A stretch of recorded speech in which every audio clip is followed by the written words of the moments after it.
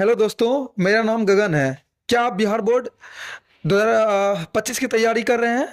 तो यह वीडियो आपके लिए है। अगर आप बिहार बोर्ड साइंस परीक्षा में अच्छे मार्क्स लाना चाहते हैं तो इन महत्वपूर्ण प्रश्नों को जरूर देखें, ठीक है। और वीडियो को अंत तक देखें, क्योंकि मैं कुछ बोनस टिप्स भी शेयर करने वाला हूं जिससे आपकी तैयारी बहुत अच्छी हो जाएगी, ठीक है। तो सबसे पहला जो प्रश्न है वो हम देखेंगे। और सबसे पहला जो प्रश्न है वो है, प्रकाश का परावर्तन क्या है? ये बहुत महत्वपूर्ण प्रश्न है और हर बार इसको रिपीट कर ही देता है किसी न किसी शिफ्ट में, ठीक है। प्रकाश का परावर्तन क्या है एवं इसके कितने नियम है, नियमों को लिखिए। दूसरा जो प्रश्न है वो प्रश्न है, अवतल एवं उत्तल दर्पण के प्रयोग को लिखे, ठीक है। कभी कभी इसका प्रयोग पूछ लेता है, कभी कभी इसका अंतर पूछता है, लेकिन ज्यादा प्रयोग ही पूछता है, ठीक है। तो प्रयोग को लिख लेना है आप लोग को, उत्तल एवं अवतल दर्पण का, ठीक। तीसरा जो प्रश्न है वो प्रश्न है, आवर्धन से आप क्या समझते हैं? आवर्धन, ठीक है। आवर्धन, ये 2 नंबर में सवाल कभी कभी पूछ लेता है। आवर्धन से आप क्या समझते हैं, ठीक है। चौथा जो प्रश्न है वो प्रश्न है, गाड़ी के साइड मिरर में आप देखे होंगे कि गाड़ी के जो साइड मिरर होता है उसमें हमेशा उत्तल दर्पण का ही प्रयोग होता है। तो ऐसा क्यों होता है, ये सवाल, ठीक है। कि गाड़ी के साइड मिरर में उत्तल दर्पण का ही प्रयोग क्यों किया जाता है? उत्तल दर्पण, ठीक है। उत्तल दर्पण का ही प्रयोग प्रयोग क्यों किया जाता है, ठीक। इसके बाद पांचवा प्रश्न को हम देखेंगे, ठीक है। पांचवा जो प्रश्न है वो प्रश्न है, दाढ़ी बनाने में अवतल दर्पण का प्रयोग करते हैं क्यों, ठीक है। ये सब सवाल ऑब्जेक्टिव में भी दे देता है कभी कभी। दाढ़ी बनाने के लिए दाढ़ी बनाने के लिए अवतल दर्पण का प्रयोग क्यों करेंगे? अवतल दर्पण का प्रयोग क्यों करेंगे, ठीक। तो ये 5 प्रश्न है। सबसे पहला प्रश्न है, प्रकाश का परावर्तन क्या है एवं इसके कितने नियम है। दूसरा प्रश्न है, अवतल एवं उत्तल दर्पण के प्रयोगों को लिखें या उपयोगों को लिखें। तीसरा प्रश्न है, आवर्धन से आप क्या समझते हैं। चौथा प्रश्न है, गाड़ी के साइड मिरर में उत्तल दर्पण का ही प्रयोग क्यों किया जाता है। और अंतिम क्वेश्चन है, दाढ़ी बनाने के लिए अवतल दर्पण का प्रयोग करेंगे क्यों। अगर आप ये 5 प्रश्न को लिख लिए हैं तो इसके बाद का प्रश्न हम और आगे करके करते हैं, ठीक है। देखिए, इसके बाद तक 5 प्रश्न देख लिए थे। छठा जो प्रश्न है वो प्रश्न हो जाएगा, प्रकाश का अपवर्तन क्या है। प्रकाश का अपवर्तन क्या है एवं इसके नियम, ठीक है। इसके नियम को लिखे। आप लोग प्रकाश के अपवर्तन के दूसरे नियम को ज्यादा देखेंगे क्योंकि उसमें स्नेल का नियम भी आता है। तो कभी कभी पूछ लेता है स्नेल का नियम से आप क्या समझते हैं, तो वो भी देख लेना, ठीक है।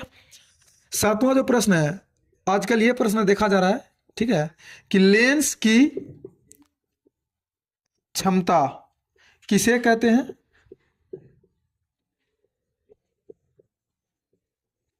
एवं इसका SI मात्रक क्या है, ठीक है। ये प्रश्न क्या बोले, लेंस की क्षमता किसे कहते हैं एवं इसका SI मात्रक क्या है। इसी तरह से 8वां प्रश्न हम देखेंगे, ठीक है। अवतल को अपसारी एवं अवतल अवतल लेंस को अपसारी एवं उत्तल लेंस को अभिसारी लेंस क्यों कहते हैं, ठीक है। देखिए, ये सवाल भी अंतर के रूप में कभी कभी दे देता है, तो आप लोग को ये भी देख लेना है, ठीक है। फिर इसके बाद हम और आगे बढ़ेंगे और इसके बाद एक प्रश्न और देख लेते हैं, ठीक है। ये भी बहुत इंपॉर्टेंट है, दृष्टि दोष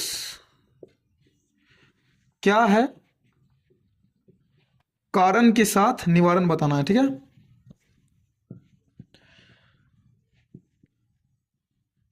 कारण के साथ निवारण बताएं। देखिए, दृष्टि दोष जो है 2 नंबर वाला में भी पूछ लेता है कभी कभी कि दृष्टि दोष क्या है या कितने प्रकार के हैं, ठीक है। चलिए ठीक है, तो इस तरह से 9 प्रश्न हो गए हमारे। चलिए अब आगे बढ़ते हैं। और दृष्टि दोष तक 9 नंबर तक हो गया था, 10वां नंबर लिखिएगा। 10वां नंबर जो सवाल है वो है समंजन क्षमता से आप क्या समझते हैं। समंजन क्षमता से आप क्या समझते हैं।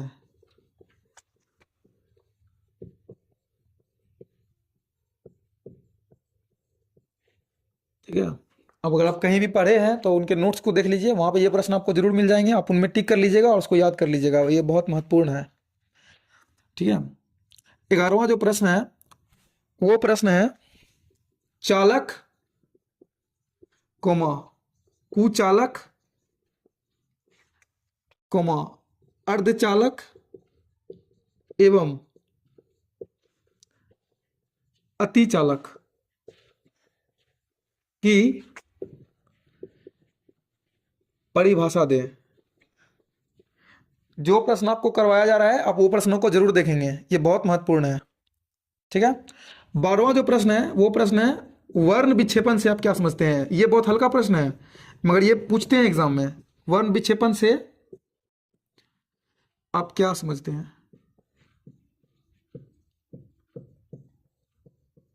ठीक है, आपको दिख रहा है अच्छा से, उम्मीद करता हूं आपको दिख रहा होगा, बढ़िया से देख लीजिए। ठीक है, पहला प्रश्न बोल 10वां नंबर प्रश्न संबंधन क्षमता से आप क्या समझते हैं। 11वां चालक कुचालक अर्धचालक एवं अतिचालक की परिभाषा देना है।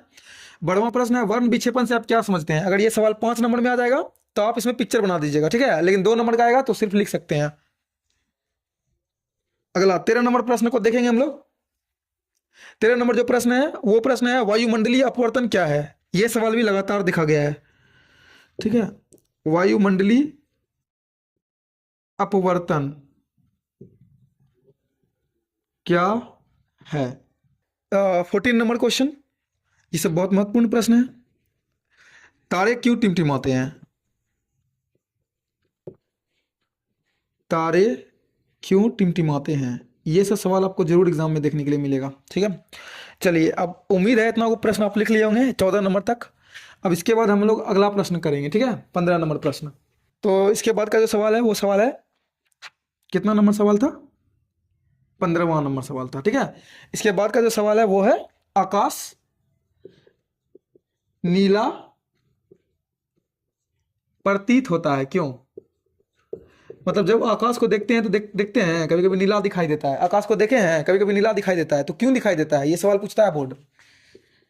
ठीक है, 16वां नंबर जो क्वेश्चन है वो सवाल है जब सूर्य उगता है उसको बोलते हैं सूर्योदय। ठीक है, क्या बोले, जब सूर्य उगता है उसको बोलते हैं सूर्योदय। तो सूर्योदय एवं जब सूर्य डूब जाता है उसको बोलते हैं सूर्यास्त। तो सूर्योदय एवं सूर्यास्त के समय आप लोग जरूर देखे होंगे सूर्य लाल दिखाई देता है, लाल दिखाई देता है क्यों। देखिए ये सवाल आपको 4 नंबर में देखने के लिए मिल सकता है और कभी कभी 5 नंबर के लिए भी देखने के लिए मिल सकता है, तो आप लोग जरूर टिक कर लेंगे, भूलना नहीं है आप लोग को। ठीक है, 16 नंबर सवाल हो गया। 17वां नंबर सवाल देखिए आप लोग। ठीक है, 17वां नंबर सवाल है हीरा का अपवर्तनांक। देखिए आप लोग देखे होंगे ऑब्जेक्टिव में भी, अगर आप क्वेश्चन बैंक बनाए होंगे तो ये सवाल हमेशा देता है हीरा का अपवर्तनांक 2.42 है। इसका मतलब क्या है, इसका मतलब क्या है। ठीक, आज मैं सिर्फ आपको प्रश्न लिखा रहा हूं, अगर आप बोलिएगा तो इसका आंसर भी दे दूंगा। ठीक है, पीडीएफ के साथ। फिर 18 नंबर प्रश्न, ये जो प्रश्न है बहुत महत्वपूर्ण है। प्रतिरोध, दिखने में से प्रश्न बहुत छोटा लग रहा है लेकिन बहुत महत्वपूर्ण है। प्रतिरोध किसे कहते हैं, किसे कहते हैं। अक्सर इसका जो एसआई मात्रक है वो पूछा जाता है। ठीक है, इसका एसआई मात्रक क्या है। अब विद्युत धारा से रिलेटेड है तो लगभग सब दिस राशि ही होगा। ठीक है, इसके बाद 19 नंबर क्वेश्चन आप लोग देखेंगे। ठीक है, पिछले 2-3 साल से सवाल नहीं दिया है तो ये सवाल देने का चांस है इस बार। ओम के नियम से आप क्या समझते हैं, आप क्या समझते हैं, और इसको प्रूव भी करना होगा आपको। ठीक है, सत्यापित करें। ये 5 नंबर का सवाल देगा ना तो 4 नंबर का सवाल देगा। तो 19 प्रश्न हम लोग ने अभी तक देख लिए हैं। तो हम लोग कहाँ तक किए थे सवाल, प्रतिरोध किसे कहते हैं और ओम का नियम को। अब इसके बाद हम लोग बात करेंगे कितना नंबर क्वेश्चन हो जाएगा, माफ कीजिएगा मुझे, हाँ 20 नंबर सवाल हो जाएगा। ये सवाल है, इस सवाल है चालक चालक चालक का प्रतिरोध किन बातों पर निर्भर करता है? चालक का प्रतिरोध किन बातों पर निर्भर करता है? 21वां नंबर जो प्रश्न है वो प्रश्न है समांतर क्रम एवं श्रेणी क्रम में अंतर स्पष्ट करना है आप लोगों को, ठीक है। श्रेणी क्रम में अंतर स्पष्ट करें, ठीक। फिर इसके बाद 22वां नंबर जो सवाल है वो सवाल है विद्युत फ्यूज क्या है और इसका उपयोग। विद्युत फ्यूज क्या है एवं इसके उपयोग बताएं। तो ये सब प्रश्न को आप लोग को देखना है, ठीक है। 23वां नंबर जो प्रश्न है वो प्रश्न देखेंगे आप लोग। ये प्रश्न भी इंपॉर्टेंट है, ठीक है। मैक्सवेल नाम तो सुनवे किए होंगे बहुत पॉपुलर वैज्ञानिक है भाई फिजिक्स का। तो मैक्सवेल के दक्षिण हस्त नियम को बताना है आप लोग को। हस्त मतलब हाथ, ठीक है। मैक्सवेल के दक्षिण हस्त नियम को बताएं। सवाल 2 नंबर में देखने के लिए मिलेगा। 24वां नंबर जो प्रश्न है वो प्रश्न है फ्लेमिंग के वाम हस्त नियम को बताएं। फिर 24 प्रश्न हो गए हैं, 2-4 प्रश्न और है। सोशल साइंस का भी होगा क्लास, ठीक है। आप लोग को बने रहना है, बस साथ में देखते रहना है। और पता ही आपको, शेयर सब्सक्राइब कमेंट कर देना है सब, ठीक है। तो इसके बाद हम लोग फ्लेमिंग का वाम हस्त नियम तक पढ़ लिए थे। अब विद्युत चुंबक बनाने के लिए नरम लोहा का प्रयोग करते हैं क्यों, ठीक है। कितना नंबर प्रश्न होगा मुझे याद नहीं, माफ कीजिएगा, आप देख लीजिएगा कितना नंबर प्रश्न है। विद्युत चुंबक बनाने के लिए नरम लोहे का प्रयोग करते हैं क्यों।